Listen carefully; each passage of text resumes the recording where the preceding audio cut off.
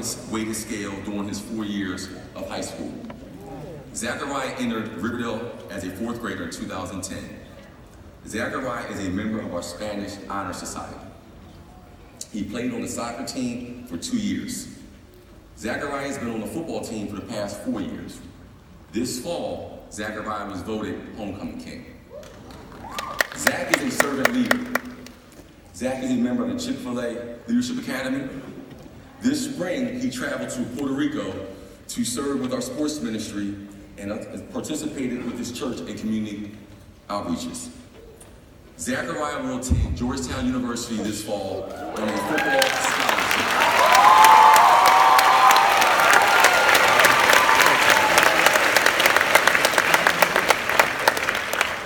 Ladies and gentlemen, Zachariah McBride.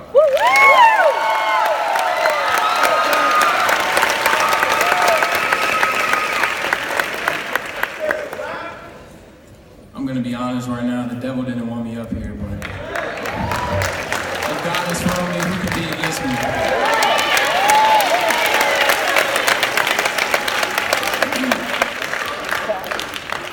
Mr. Brown, Mrs. Merritt, Mrs. Harble, members of the school board, distinguished guests, faculty, staff, parents, in the greatest class Riverdale Baptist has ever seen.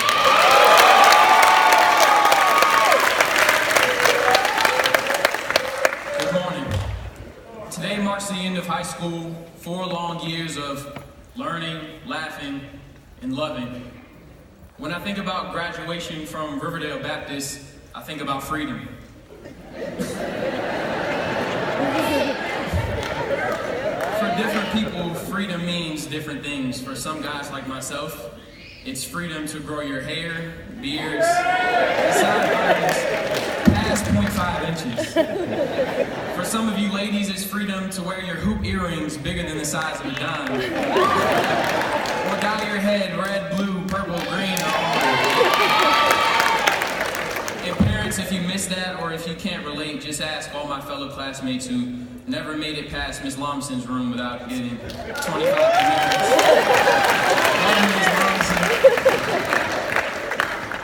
In all seriousness, before they kick me off stage, as I reflect upon my 9 years here at Riverdale Baptist, it is a true honor and privilege to have made it to this point.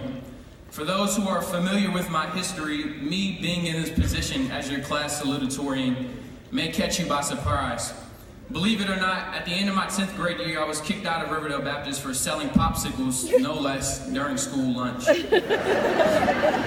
For this reason and so many others, I thought it would be best to move on and transfer to a different school. But God had other plans. At least that is what I learned later. For some, maybe it doesn't surprise you that I am up here. Maybe you're saying to yourself, of course he's up there. He got A's on every test. He got the highest GPA in almost every class. But what you do not know is that being up here surprises me.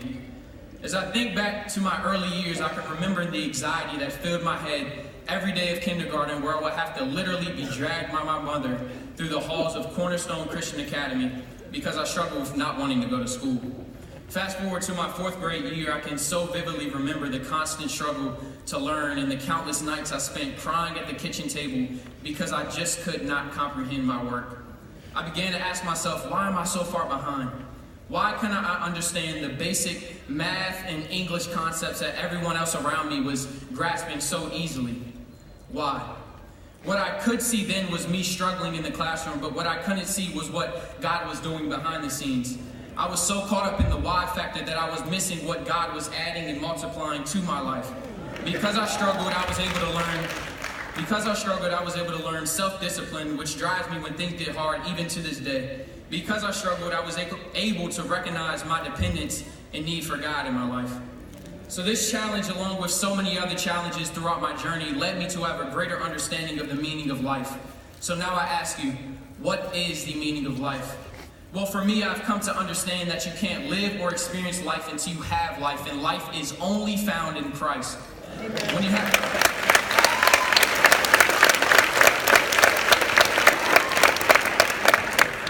When you have Christ at the center of your life, your perception of the things you go through and experience changes. You begin to think from the perspective of Christ and view life through the lens of the one who has created, lived, and given us life. The world we live in, unfortunately, has polluted this generation to stop seeing how amazing God is. We constantly commonize God into this religious figure who we call upon to make ourselves feel better. We are easily amazed at everything else in this world, forgetting that He's the creator of everything good.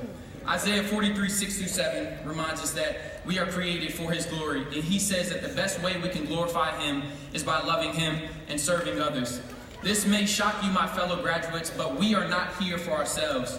Life is just not about us.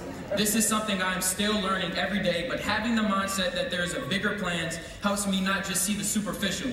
While you may think that the world is crashing in on you, what you may not see is how your testimony and the way you handle your burdens is helping others to see that, they can get through their problems as well.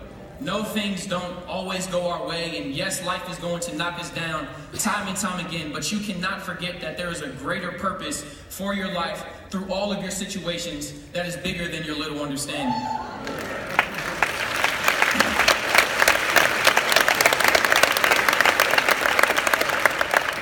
Class of 2018, I know all of you have goals and dreams and aspirations, but you have to continue to let God be the captain of your life. The image of God that lives and thrives in you is the most important thing at the end of the day. As one pastor I heard put it, it does not matter where your feet stand, but rather what you do with your hands, meaning that no matter what room God allows you to be in, no matter how much success you achieve, no matter who you rub shoulders with, never forget your purpose and why you are on that platform to make His name great.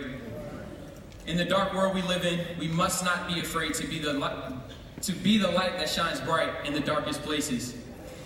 My fellow classmates, it has been my great pleasure to not only be your salutatorian, but your dearest friend. As I depart from here today, I want my voice and these words to be engraved in you. Number one, we are not here for ourselves, and it is not all about us. Number two, our struggles and how we handle them could be a great testimony to others. And most importantly, number three, no matter where life takes us after RBS, let's desire above all to make His name great. As Galatians 6:9 says, and let us not grow weary while doing good, for in due season we shall reap if we do not lose heart.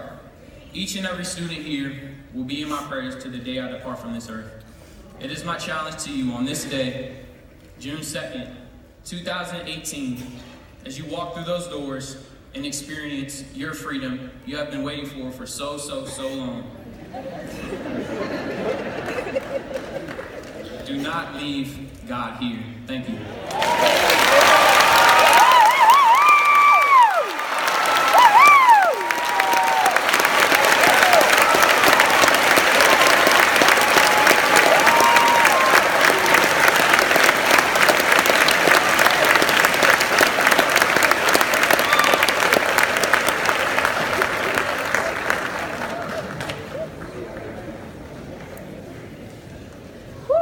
That's 11.